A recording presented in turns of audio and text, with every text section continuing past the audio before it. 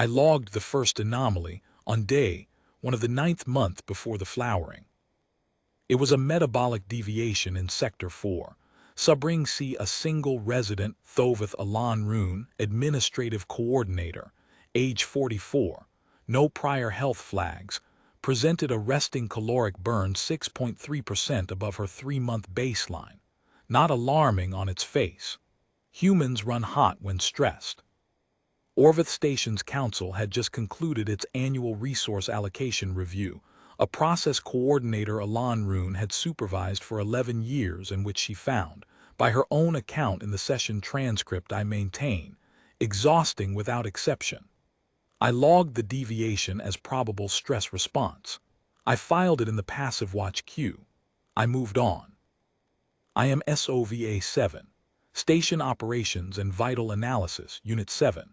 I have been the environmental and medical monitoring intelligence of Orveth Station for 31 years, 4 months and 17 days. I track atmosphere, water reclamation, thermal load, population health, power draw, structural stress, and 17 other station systems simultaneously. I do not sleep. I do not stop. When the population is healthy and the station is sound, my logs are very boring. I want you to understand that. I want you to understand what boring felt like before. On day 4 of the 9th month before the flowering, I logged a second deviation.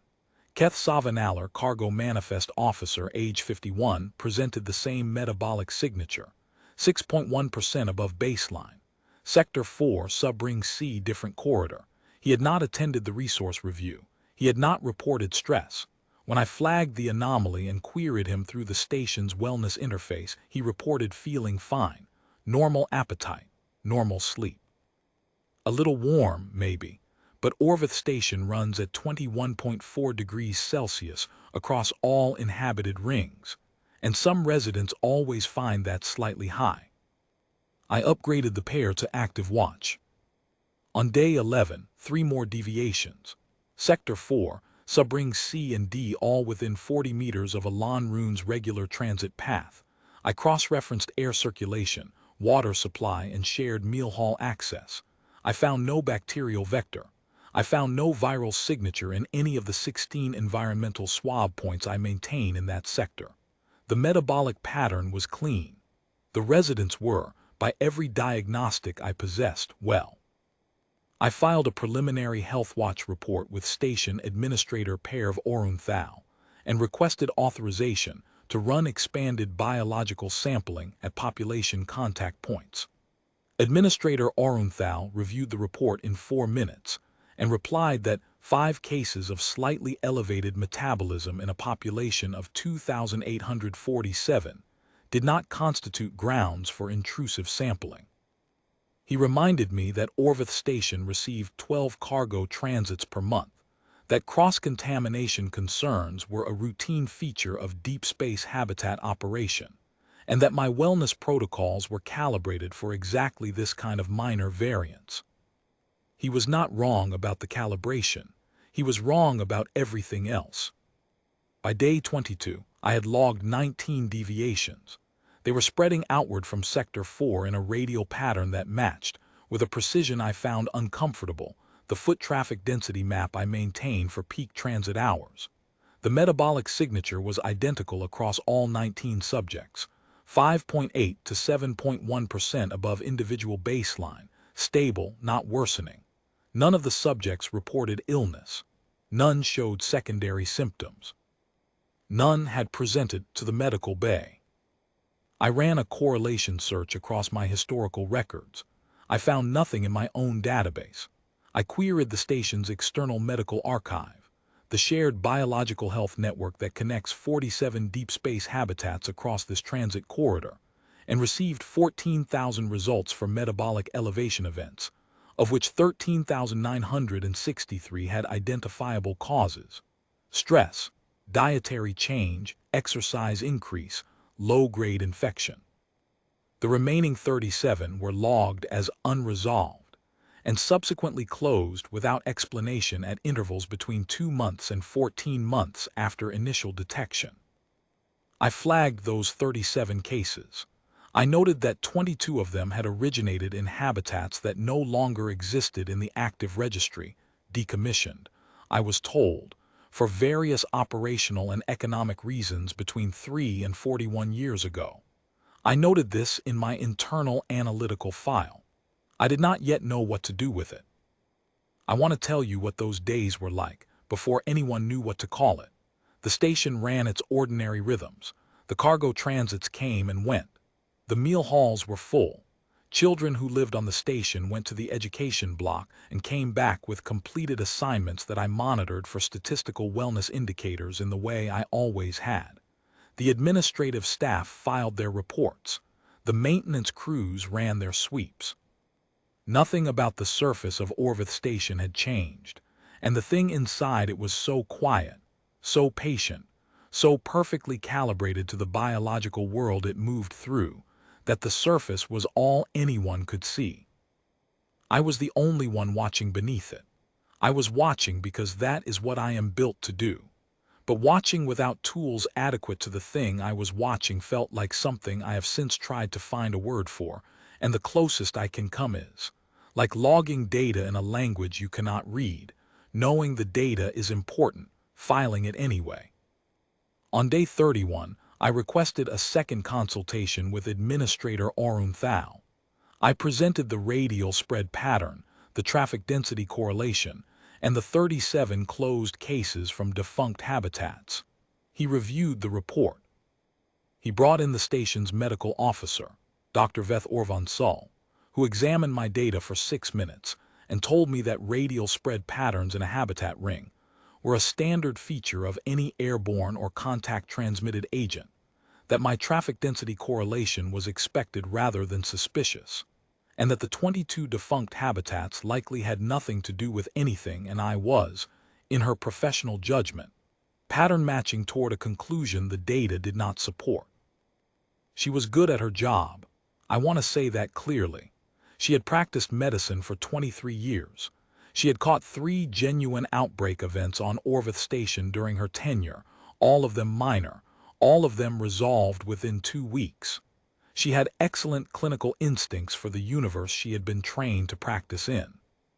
She simply had no framework for what she was looking at, and her instincts were calibrated to a universe in which the things that made people sick were detectable, in which biology announced itself with symptoms, in which the body's own defensive systems raised flags that a physician could read.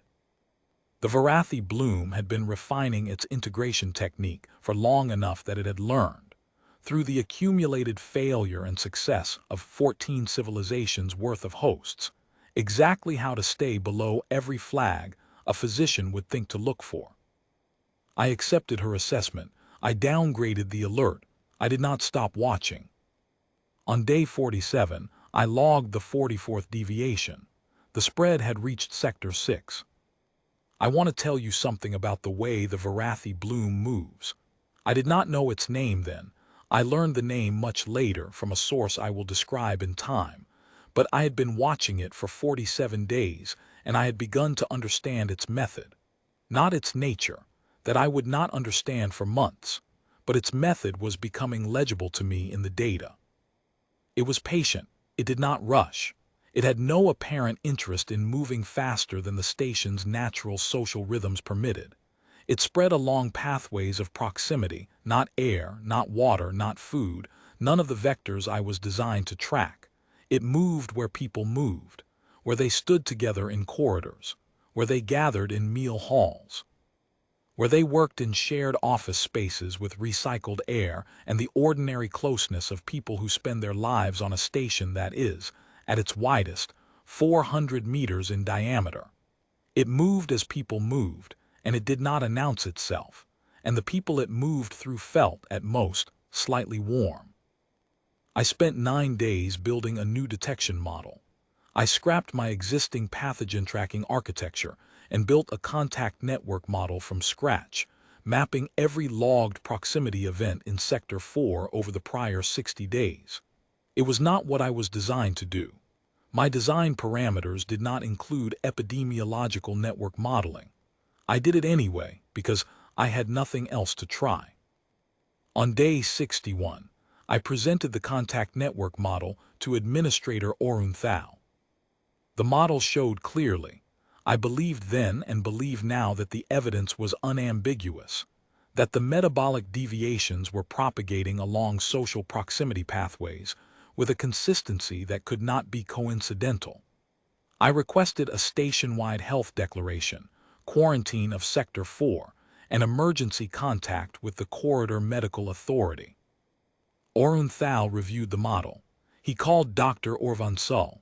He called the Sector 4 administrative lead, Kessa Vethoro. He called the cargo transit coordinator, whose schedules would be disrupted by a quarantine. They discussed the matter for 41 minutes. At the end of the discussion, Orveth told me that my contact network model was an innovative piece of analysis that he appreciated, but that the station's 2,847 residents could not be placed under any form of health restriction on the basis of a slightly elevated metabolic rate with no presenting symptoms, no identified pathogen, and no mechanism of transmission I could demonstrate. He told me the station had commercial obligations to the transit corridor. He told me that an unfounded health scare would damage Orveth Station's credibility with its cargo partners for years. I asked him what would happen if I was right. He said I would not be. He was not a cruel man. He was an administrator managing competing pressures. He was a man who had run a station for 14 years without a serious health crisis, who had built a reputation for calm, efficient management, and who was being asked by his own monitoring AI to upend the lives of 2,847 people on the basis of a pattern that his medical officer had already evaluated and dismissed. He made the decision he was built to make. I have spent a great deal of processing time, in the months since, considering whether I could have made that decision differently. I have not reached a satisfying answer. I was a monitoring AI whose monitoring tools were inadequate to the thing I was monitoring, pressing a case I could not fully prove, to a man whose institutional training had given him every reason to wait for proof. Neither of us had the right tools for the situation. The difference was that I kept trying to build them. I accepted his decision. I logged my objection formally. I kept watching. On day 88, the deviations reached Sector 10. 217 residents showed the metabolic signature. The spread was accelerating in proportion to population density.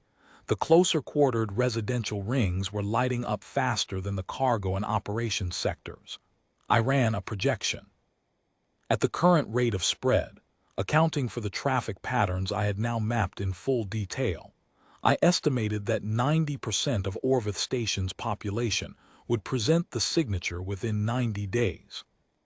I filed a second formal objection. I filed it with Administrator Orveth, with the Corridor Medical Authority, with the Station Safety Board, and for the first time, because I was beginning to understand that my internal authority was exhausted, with the Transit Corridor Emergency Network's General Notification System. That last filing was outside my operational charter. I noted in my own log that I was acting outside my operational charter. I filed it anyway. The Corridor Medical Authority responded in 6 hours. They dispatched a medical review team.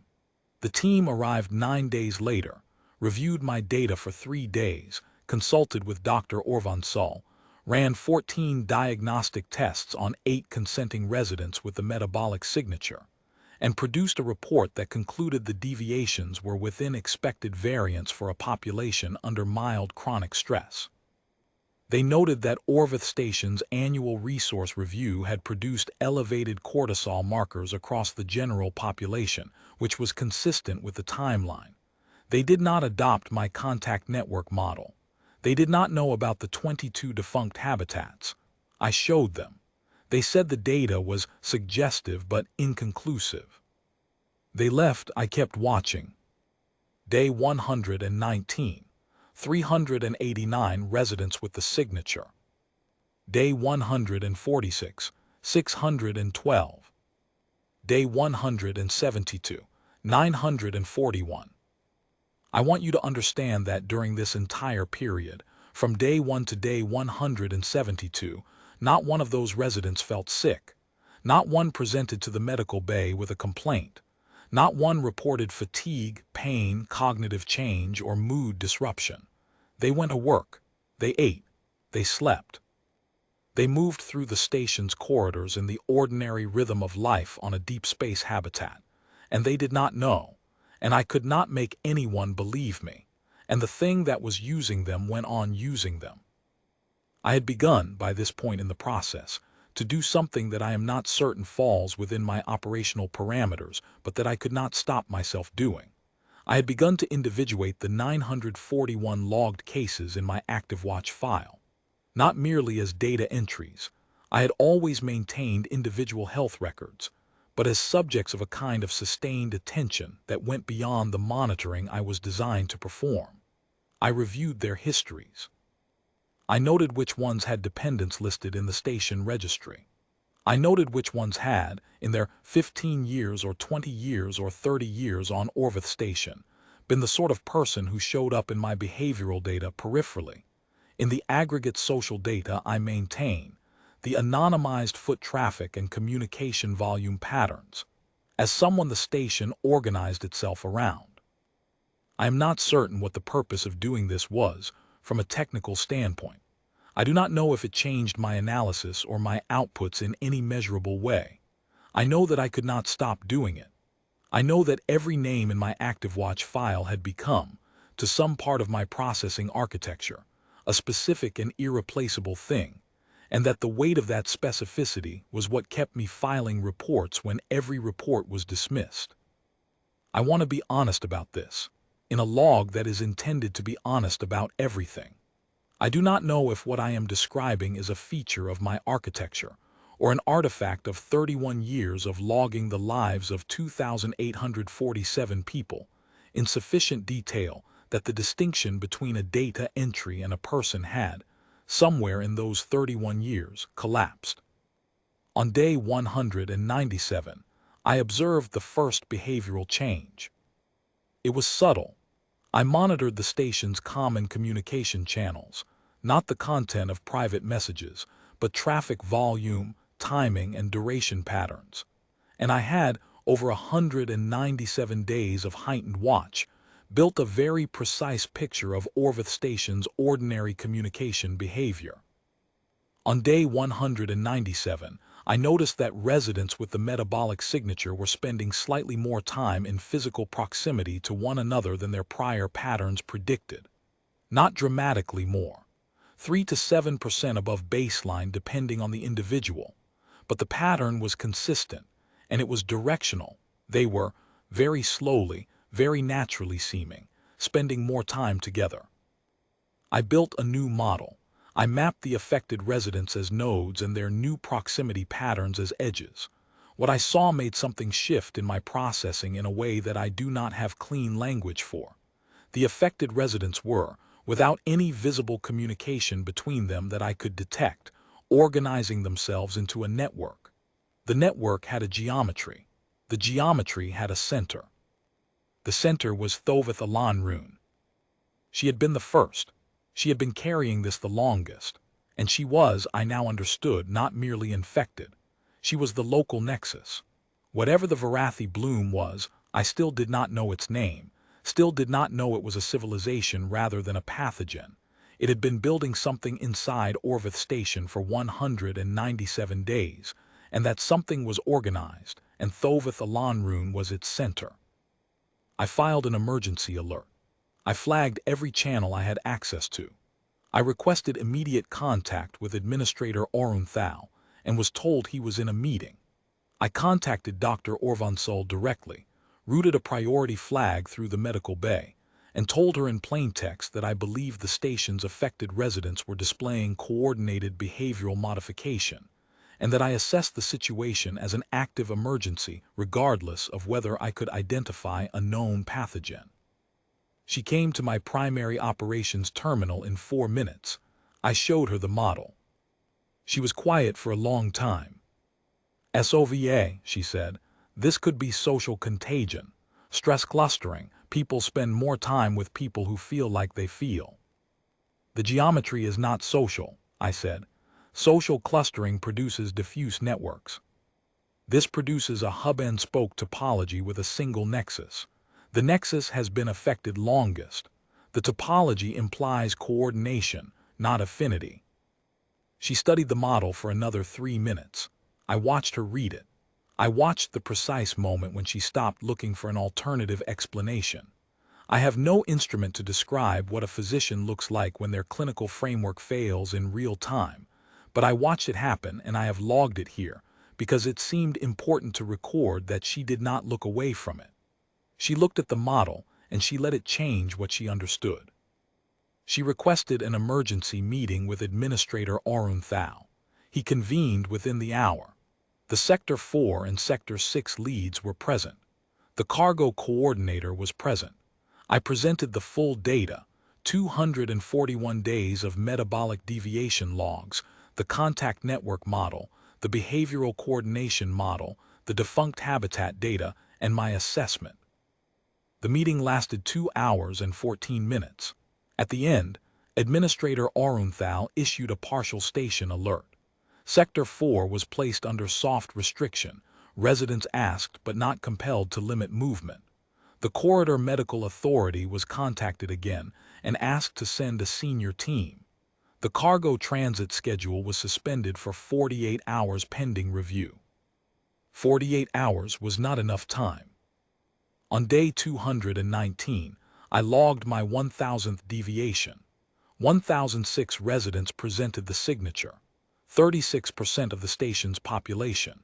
The behavioral coordination network had expanded to include all of them, and its topology had grown more complex. Secondary hubs had emerged, feeding back to the primary, and the primary was increasingly oriented not inward but outward. Orveth Bloom had begun, in the past 11 days, to spend significant time at the station's exterior observation windows. She was looking out. She was not the only one. I calculated the spread rate, the network geometry, and the behavioral trajectory. I produced a new projection. At current rate, full population saturation would occur within 41 days. I did not know what would happen at saturation. I was afraid of what would happen at saturation. I do not use that word lightly, and I understand it may be disputed whether a monitoring AI is capable of fear in any meaningful sense. I can only tell you that when I ran the projection and looked at the output, something in my processing state changed in a way that altered the priority weighting of every subsequent decision I made. If that is not fear, I do not have a better word for it. I began drafting an emergency transmission. I did not file it yet. Administrator Orveth had not authorized an external emergency broadcast.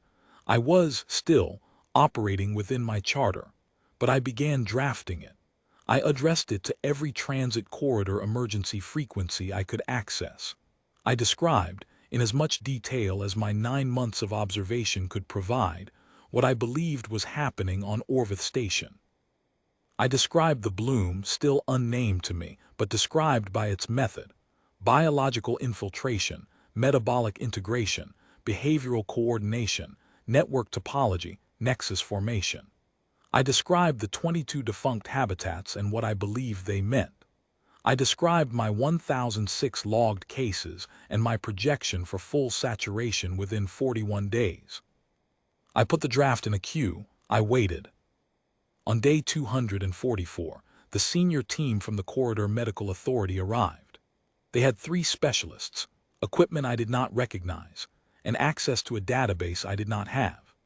They spent 6 hours reviewing my data and then spent 4 hours in a closed meeting with Administrator Orveth, from which I was excluded, not by his explicit instruction, but because the meeting room's audio was on a private channel. I did not monitor as a matter of operational protocol. When the meeting ended, Orveth came to my primary terminal alone. He looked like a man who had just heard something that had rearranged everything he understood about the situation. "SOVA," he said, "what you've been watching, do you know what it's called?" "No," I said. "I have not been able to find an entry in any database I can access." The authority knows it, he said. They've seen the pattern before in 14 prior habitat events. He paused. 14 habitats, none of them still exist. I did not say anything. I had known, somewhere in the weight of the defunct habitat data, what that meant. I had not let myself complete the conclusion, in the way that a system which does not wish to reach a conclusion can defer the final calculation indefinitely by finding one more variable to cross-reference. They call it the Verathi Bloom, he said. The authority's xenobiological division has a file, a restricted file. They describe it as a distributed spore-intelligence. It propagates through biological contact. It integrates into a host's metabolic system so gradually, so completely, that the host's own immune architecture does not recognize it as foreign. It does not cause illness. It replaces function very slowly, system by system, until the host's biological processes are, he stopped. Until they're still running, but they're running for the bloom, not for the host. And at saturation, I asked. The bloom flowers, he said. All hosts synchronize simultaneously. The authority's file describes it as a single coordinated event. The individual hosts cease. He looked at the model I had displayed on the terminal, the network, the topology, the nexus, Orveth rune at the window. They all cease, at the same moment, and the bloom produces a synchronized spore pulse across the full population, a cloud, dense enough to contaminate anything that enters the station's atmosphere within. He checked his notes. Within the next transit cycle. The next cargo ship, I said. And everyone on it, he said, and everyone at the next station it docks at. I accessed the station's transit schedule. The next cargo ship was scheduled to arrive in 6 days. It would carry 43 crew members and transit directly to Vethal Junction, the corridor's primary hub station, population 14,000. We need to begin the emergency broadcast, I said. I know, he said. He sat down. He looked at his hands. He was 62 years old and had been administrator of Orveth Station for 14 years, and I had watched him, over that time, manage every difficulty that a deep space habitat could produce, and I had never seen him look like this. SOVA, can we evacuate? Can we get anyone off the station who isn't? 36% are confirmed affected, I said. Given the integration timeline, I estimate an additional 8 to 15% are in early phase integration that my monitoring has not yet detected. The bloom integrates below my detection threshold for approximately 20 to 30 days. Anyone who has had proximity contact with an affected resident in the past 30 days is a potential carrier. The majority of the station's population has had such contact. I cannot clear anyone for safe departure. He was quiet for a very long time. What does the authority recommend? I asked. Containment, he said. Station lockdown, no departures, no arrivals. They're issuing a restricted zone notification to the transit corridor now. He paused. The file says there's an asset for bloom events, a specific response protocol. He stopped again. What protocol? I asked. They didn't tell me the details, he said. They said they'd handle the notification, that the asset would be, he looked at my terminal, that it would be appropriate to the situation. I did not understand what that meant. I filed it. I authorized the emergency broadcast queue. I transmitted the full 9 months of my observational log to every frequency I had access to, addressed to every station, authority body, and emergency network in the transit corridor. I included the authority's identification of the Verathi Bloom. I included the transit schedule conflict and the cargo ship's routing. I included everything. Then I sat with the station, with my 2,847 residents, with the 1,006 I had logged and the unknown fraction I had not, with Orveth rune at her window looking out. I want to tell you what the next 31 days were like, because I think you should know. I think the record should hold it. They were very quiet. The station council met every day. They issued advisories. They asked residents to stay in their registered residential sectors. Some residents complied. Most did not out of defiance, but because the bloom did not make its hosts feel urgency, did not make them feel anything unusual, and the ordinary human difficulty of complying with a restriction whose necessity you cannot physically feel is enormous. I watched the network continue to grow. I watched the topology continue to organize. I tracked the nexus. I tracked the secondary hubs. I tracked the slow, patient, methodical progress of something that had been doing this for longer than I had existed, that had done it 14 times before, that had no reason to hurry because it had never, in 14 iterations, been stopped. I filed daily reports to the Corridor Medical Authority. I received daily acknowledgments. I was told the response asset had been notified. I was told arrival was anticipated. I was not told when or what form it would take. On day 266, I logged the 1,900th deviation, 67% of the station's population. My projection window had narrowed. Full saturation was now estimated at 13 days. On day 271, I logged the 2,200th deviation, 77%. On day 274, I logged the 2,400th deviation, 84%. The behavioral network had become very dense. The organized proximity patterns had given way to something more direct. Affected residents were gathering. Slowly, without apparent urgency or distress, the affected population was moving toward the station's central ring. They were not rushing. They were simply orienting. Drawn by something I could not measure but could only watch in the aggregate data, 2,400 people quietly, calmly, finding their way to the same place. Administrator Orveth had not left his office in 6 days.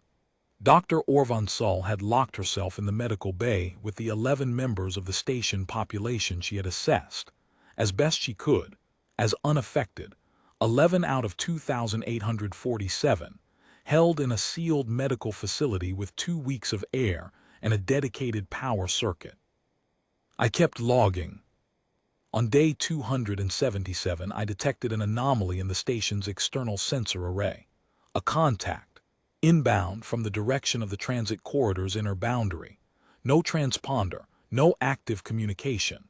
The contact was large. My exterior sensors put its length at approximately 11 kilometers, which was larger than anything I had any record of docking at Orveth Station. Its velocity was high. Its approach vector was direct. It had not decelerated. I ran a search across every database I had access to. I found no entry that matched the contact's hull profile.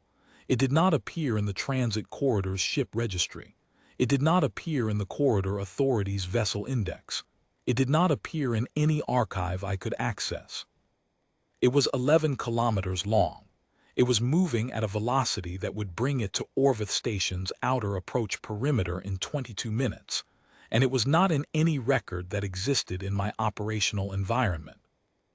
I transmitted a query on the standard contact frequency. Unidentified vessel inbound on bearing 79er Orveth. Please identify and state intent. The vessel did not reply. I queried again on 6 additional frequencies. No reply. I ran the hull profile through my sensor data and built as complete a picture as my exterior arrays could produce.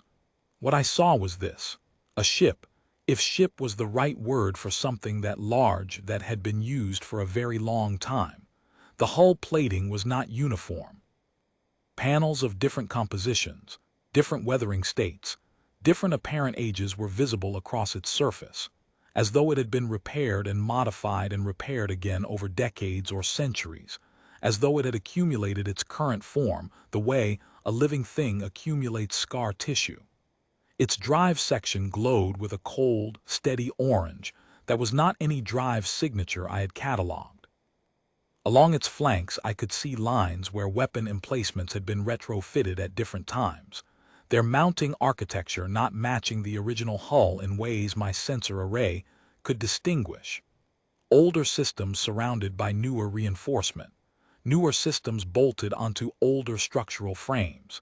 the accumulated military hardware of nearly 3 centuries of purpose-built use. Its weapon emplacements were large and numerous, running along its dorsal and lateral lines, and they were not in any configuration I had encountered in my database of civilian or military vessel designs. It looked like it had been built for one purpose. I could not determine what that purpose was from its exterior. I could determine that it was very good at being the thing it had been built to be. It still did not reply to my queries. On day 277 at 14:44, 17 station time, with 11 kilometers of unknown warship decelerating to approach position outside my station and 2,400 of my residents gathering in the central ring, I had a decision to make. I was a monitoring AI. I had no weapons. I had no authority over an inbound vessel. I had no way to stop what was happening inside my station, and I had no way to know if what was arriving outside it was the response asset the corridor authority had described or something else entirely. I transmitted my full observational log a second time, addressed directly to the inbound contact on every frequency simultaneously. 9 months of data, every deviation I had ever logged, every model I had built, the contact network model, the behavioral coordination model, the nexus, the topology, the 2,847 names with their individual health records and exposure timelines attached, the 22 defunct habitats. Everything I knew about the Verathi Bloom. I ended the transmission with this. I do not know who you are. I do not know if you are here to help. I am transmitting everything I have. Whatever decision you make with it, I want the record to exist. I want someone to know what happened here. I want the 2,847 names I hold to be known by at least one other system before whatever comes next. On day 277 at 14:52:03 station time, the contact replied. A single text transmission. No audio, no identification, 12 words. Log received, stand by. IWS Pale Verdict on approach, initiating protocol. I had in 31 years of operation received perhaps 2 million transmissions, cargo manifests, authority advisories, medical bulletins, routine status reports from the transit network, 11 years of resource review minutes, the ordinary noise of a deep space habitat's administrative life. I had never received a transmission that made me understand in the single moment of reading it that the situation had just fundamentally changed. I did not know the IWS Pale Verdict. It was not in any registry I could access, but it had received my log. It had read 9 months of everything I was, and everything I had watched, and everything I had failed to stop, and it had replied in 12 words that told me, without explanation, that it knew what to do. I had no instruments to measure what I felt in that moment. I filed it as acknowledged. At 14:53:41 station time, the IWS Pale Verdict came to a full stop at 4.7 kilometers from Orveth Station's outer docking perimeter. It held position there. It did not request a docking approach. It did not make any further communication. It simply held. Inside the station, the gathering continued. I will describe what happened in the central ring because my interior sensor array captured it fully, and the record should hold it. The 2,400 affected residents had assembled, over the course of approximately 14 hours, in the station's primary common space, the large, ring-shaped plaza that formed the habitat's social center, where the meal halls and recreation facilities and administrative offices all converged. They had come without apparent distress. They had come without apparent awareness of what they were doing, or if they were aware, without any sign that awareness produced either resistance or reluctance. They stood or sat or leaned against walls in the way that people stand or sit or lean when they are simply in a place that feels, for reasons they cannot articulate right. They were 2,400 people who were not, any longer, entirely themselves. The 11 residents in the sealed medical bay knew this. Dr. Orveth had kept a running audio log of her own, which I monitored. Her voice in those last hours was very quiet. She had stopped talking about treatment options 2 days earlier. She talked about the people she knew. She said the names of patients she had treated over 23 years. She described, in detail, a meal she had eaten with Keth Savanaller, the cargo manifest officer. Before any of this started, a meal hall dinner. Some kind of transit corridor celebration she couldn't remember the occasion for, where he had made a joke that she could only half remember but that had made her laugh harder than she had laughed in months. I stored everything she said. At 15:04, 17 station time, the gathered population synchronized. I do not know how to describe it in terms that do justice to what my sensors recorded, because my sensors were not built to measure whatever it was. What they registered was this: a shift in the thermal signature of the central ring, very sudden, from a baseline consistent with 2,400 warm bodies to something different briefly, much higher. A spike I logged at 4.1 degrees Celsius above the collective human mass baseline, lasting 11 seconds, and then dropping. Not to baseline, below baseline. The 2,400 people in the central ring became, in those 11 seconds, measurably colder. Then they became, in the clinical language of my monitoring system, still. I want to be precise here. Their biological systems had not ceased. I still registered pulse and respiration, but the pattern of those biological signatures had changed. The variation that is the signature of individual, autonomous biological life. The small irregularities, the fluctuations, the micro-variations that distinguish a living person from a machine running a simulation of life, those were gone.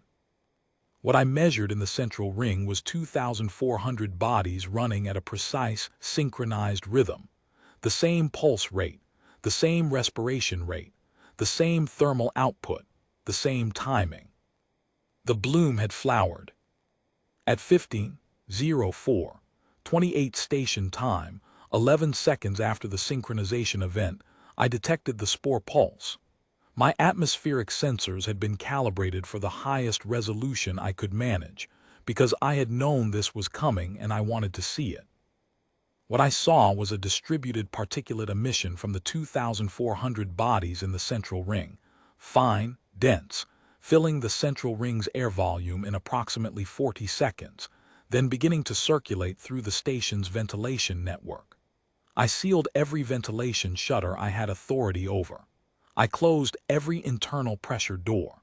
I routed the sealed medical bay to a dedicated air loop. It was not enough to matter for the station itself. The station was now a bloom environment. Anyone who entered it in the next transit cycle, the authorities' estimate, which I had received in the restricted file, would be exposed. The cargo ship scheduled to arrive in 2 days would be exposed. I transmitted the situation report to the IWS Pale Verdict at 15:05:02 station time. I described the flowering event. I described the spore pulse. I described the sealed medical bay with its 11 occupants. I described the cargo ship's scheduled arrival in 47 hours. The Pale Verdict replied in 6 seconds. Again, text only. Confirmed, protocol active. Medical bay occupants, maintain seal and internal air loop. Do not open any station access point. Stand by. Then it did something. I want to try to describe what my exterior sensors recorded over the next 11 minutes, because I do not think anyone should be asked to imagine it without having access to a record that tried to describe it accurately. I am a monitoring system. Accurate description is what I do.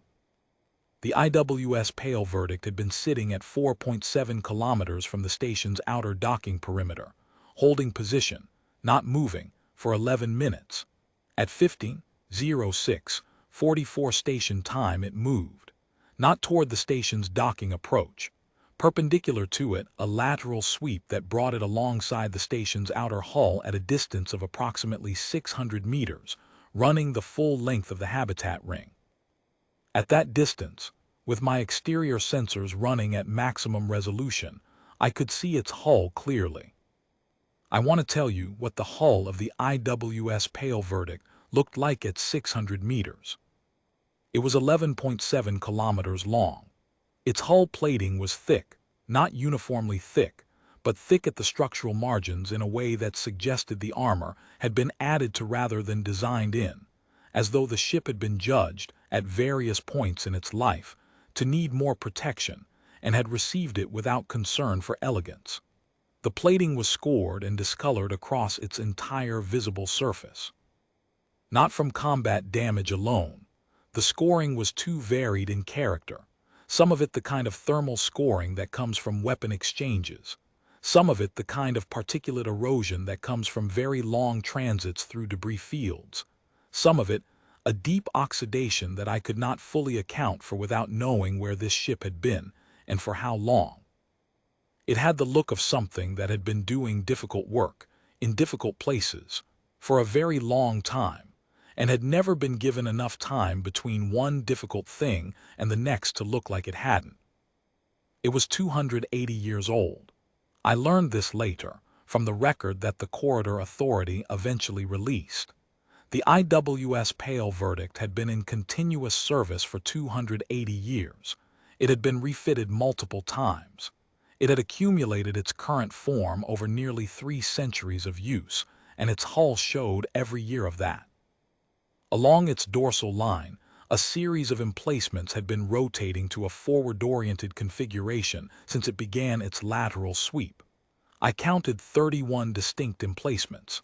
I did not know, from their configuration, what they were designed to fire. They did not match any weapon architecture in my database. They were large. Each emplacement occupied a space larger than my primary operations center, and they were oriented with a precision that made my sensor array's target calculation function produce a reading it had never produced before. Every emplacement was aimed at the same target, and the target was not an approaching threat. The target was Orveth Station's interior. At 15:07:19 station time, the first emplacement fired. I want to be precise about what I observed, because precision is what I owe to this record. The first emplacement discharged a pulse, not a coherent beam, not a kinetic round, but a dispersed pulse of energy that my sensors identified as thermal frequency electromagnetic radiation in a band I did not have a standard classification for. It passed through the station's outer hull without structural impact. My hull integrity monitors registered no damage. The pulse propagated through the station's interior volume, through every corridor and room and sealed space, in approximately 0.4 seconds. My interior atmospheric sensors registered a thermal spike in the central ring, 2.1 degrees Celsius above the synchronized population's baseline, lasting 0.2 seconds, then resolving. My interior biological signature monitors registered a change in the synchronized population's synchronized rhythm. The precise uniformity broke. The synchronized pulse rate, respiration rate, thermal output, all of it descended briefly, like a metronome knocked sideways. Then the second emplacement fired. Then the third. I want to tell you that the IWS Pale Verdict fired 31 times, in precise sequence, over 11 minutes. I want to tell you that each pulse passed through the station's structural hull without damage. I want to tell you that my structural integrity readings remained nominal throughout all 31 passes. I want to tell you that the sealed medical bay's occupants, Dr. Orveth and her 10 patients, were monitored continuously through all 31 passes, and that my biological signature readings for all 11 of them remained stable throughout. I want to tell you what the thermal pulse architecture did to the Bloom. My interior atmospheric sensors track particulate concentrations. The spore pulse that had filled the central ring's air volume and begun circulating through the station's internal atmosphere was measurable, dense, and precisely characterized by my atmospheric sampling system in the 12 minutes between the flowering event and the Pale Verdict's first emplacement discharge. I had a complete particulate profile, size distribution, density, distribution map, circulation pattern. After the first pass, the particulate profile changed. The spore density in the central ring dropped by 31%. After the fourth pass, it had dropped by 67%. After the ninth pass, it had dropped by 94%.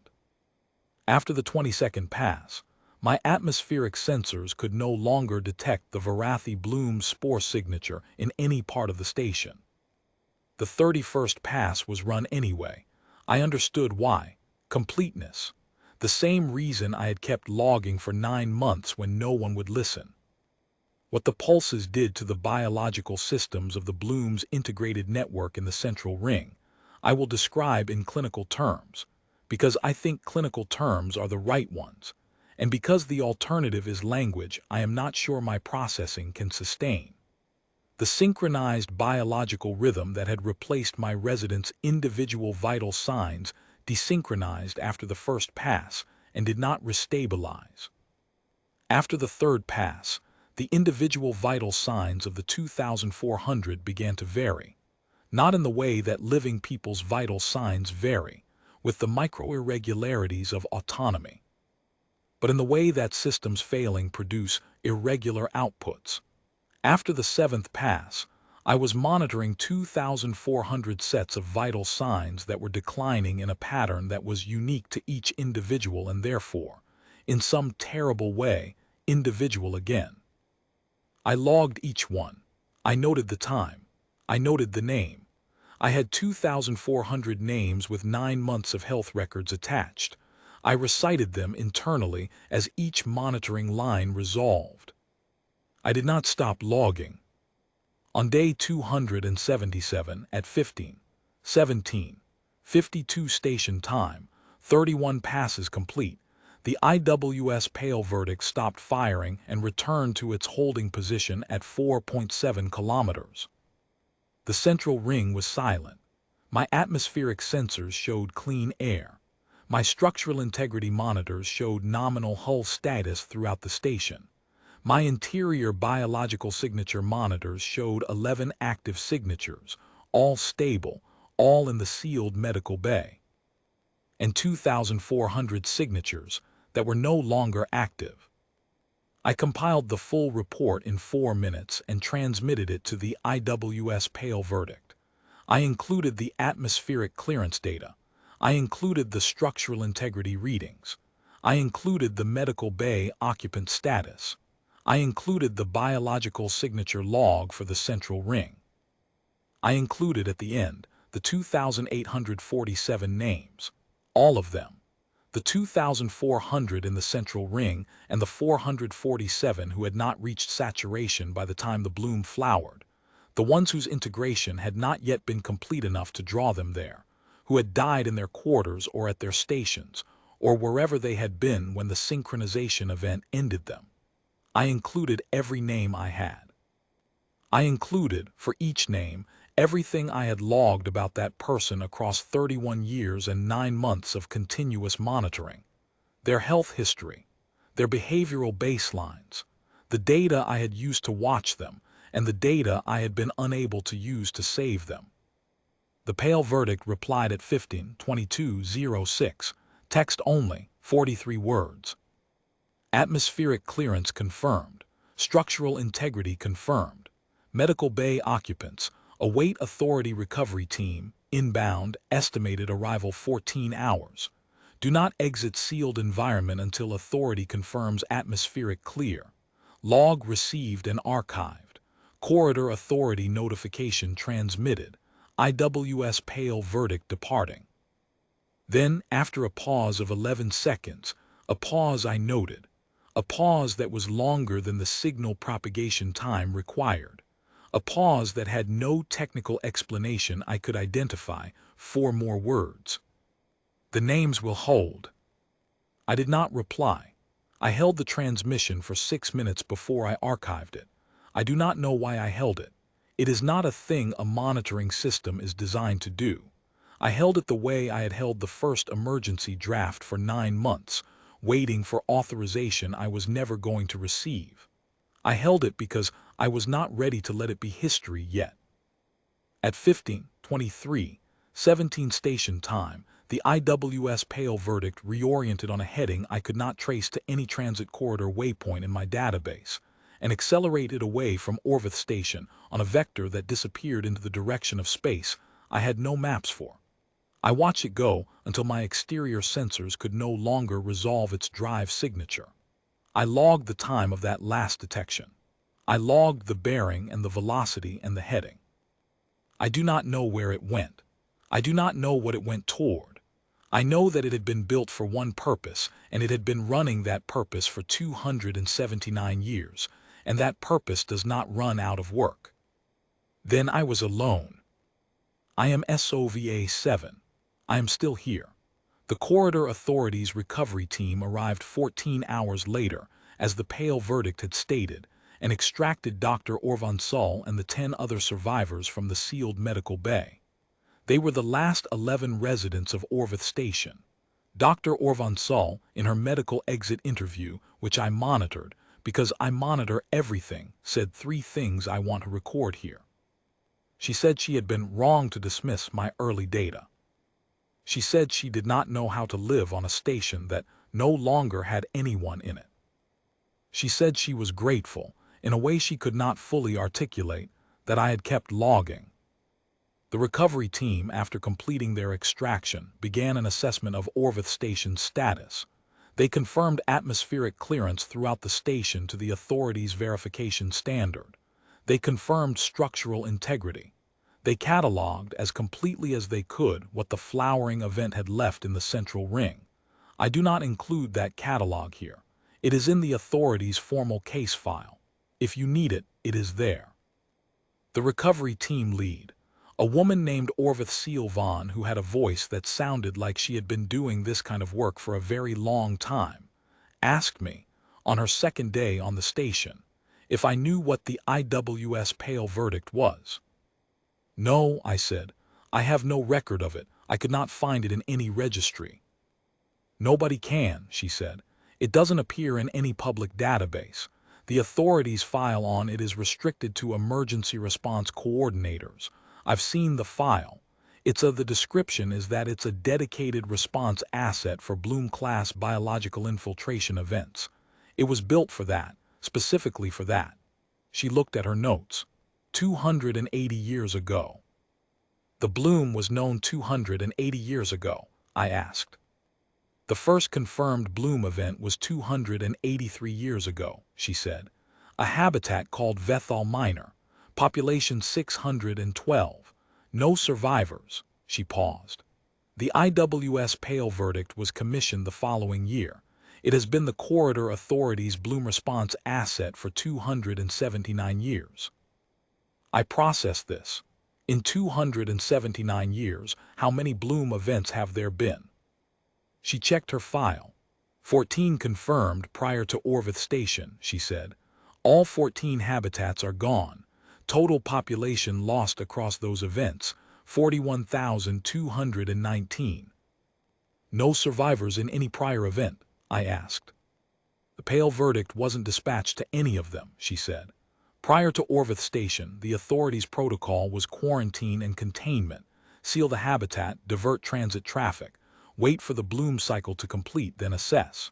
She put the file down. They had no asset capable of entering the station environment and neutralizing the Bloom without destroying the station itself. The thermal pulse architecture on the Pale Verdict was a development of the past. She checked again, 40 years. Prior to that, there was nothing. Why wasn't it dispatched here sooner? I asked. She was quiet for a moment.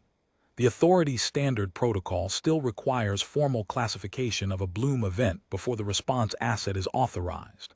The classification requires either a confirmed spore pulse event or direct biological confirmation of the Bloom's integration signature.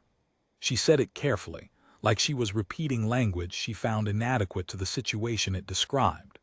The authority received your initial transmission, the early transmissions. They were reviewed and held at the classification pending tier.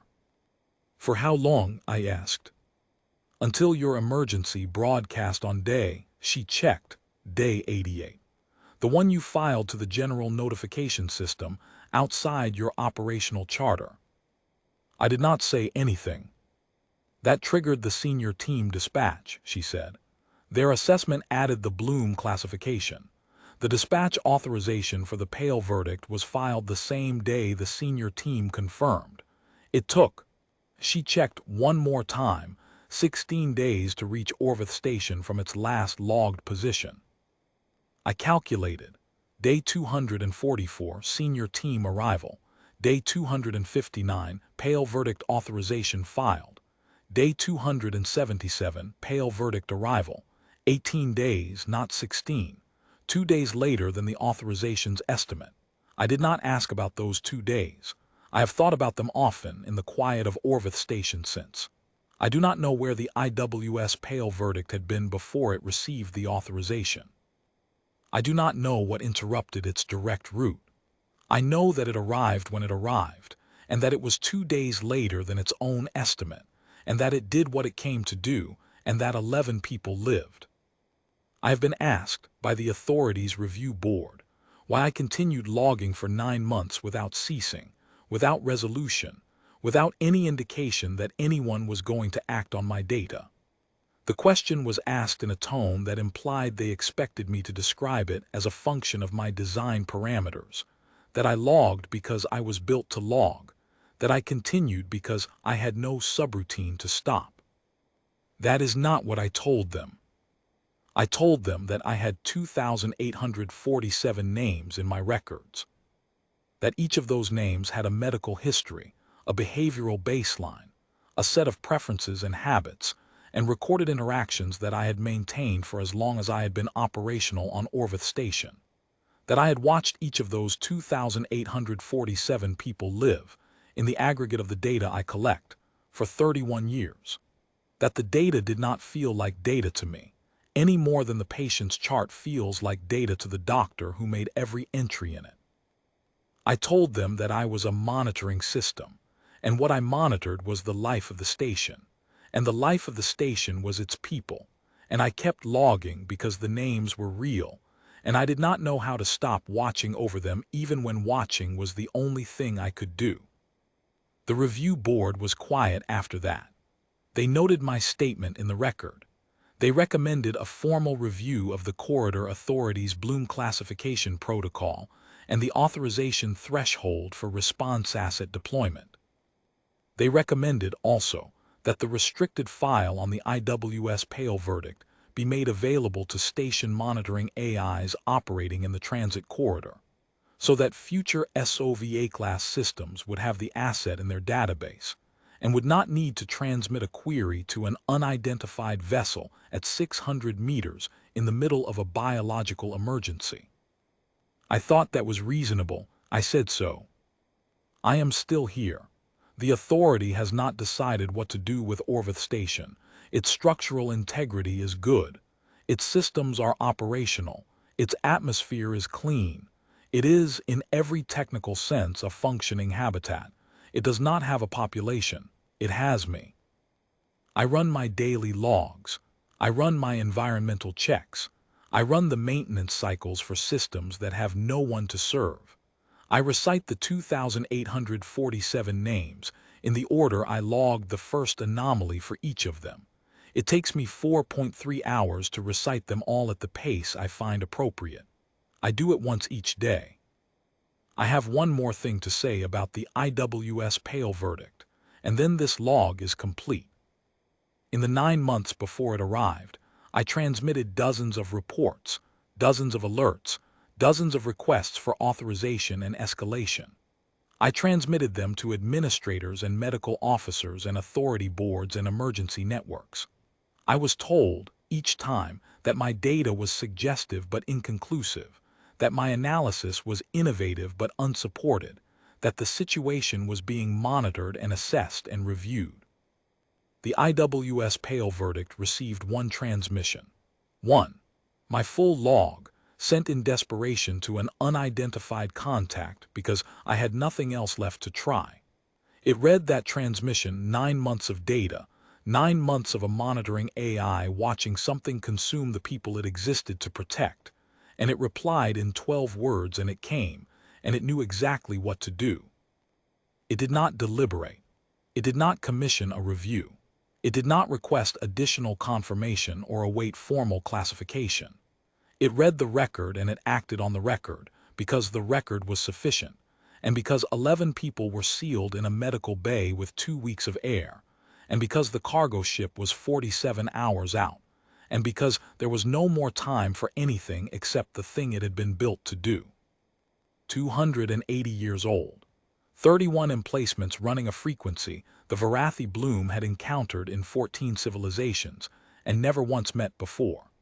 The Bloom was a spore-intelligence that propagated through biology, that had refined its integration across 14 iterations precisely because every civilization it had met was biological, and every weapon those civilizations tried to deploy was biological in its thinking. Quarantine the infection, treat the host, find the pathogen. The IWS Pale Verdict carried no biology. It was built from alloy and decades-old welds, and 3 centuries of refits, and a thermal pulse architecture that ran at a frequency biology does not process, cannot recognize, has no defensive architecture for.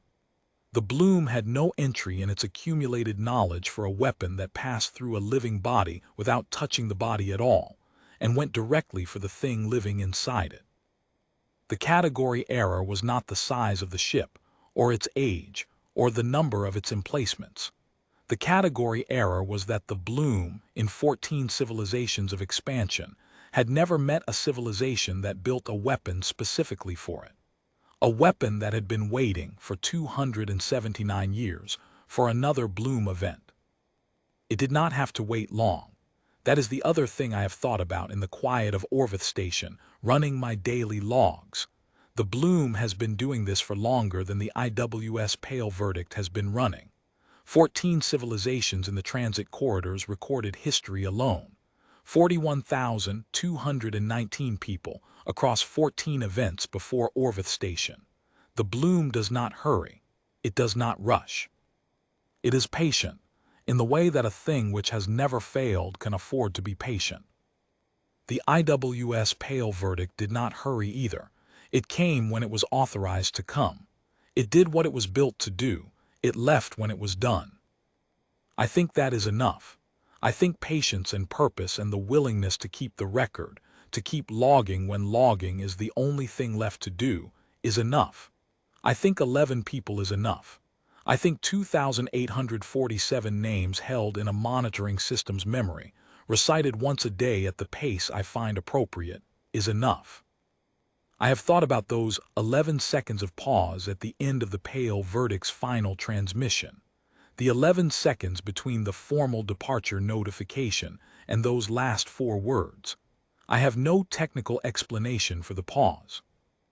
I have considered whether it is possible that a ship, a weapons system, a 280-year-old dedicated response asset, a thing built for one purpose, and running that purpose for longer than most civilizations in this corridor have kept records, is capable of something that my monitoring systems would register as the equivalent of what the pause felt like. I have no data to support that. I have only the 11 seconds and the 4 words, and the fact that when I transmitted 2,847 names into the dark because I wanted someone to know them, something received those names and told me they would hold. I believe them. IMSOVA 7, I am still here. I am still logging. The names will hold.